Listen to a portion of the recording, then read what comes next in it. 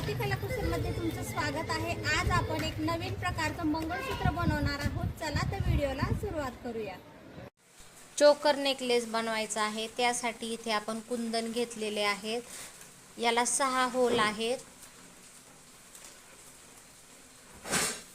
आणि आपल्याला इथे क्रिस्टल बीड्स घ्यायचे आहेत। खूप सुंदर असे शाईन करतात हे क्रिस्टल बीड्स। आणि गियर वायर घ्यायची आहे आणि मागे लावायला आपल्याला गोंडा घ्यायचा आहे। हे छोटे छोटे बीड्स घ्यायचे आहेत, आपल्याला थोडेच लागणार आहेत हे बीड्स।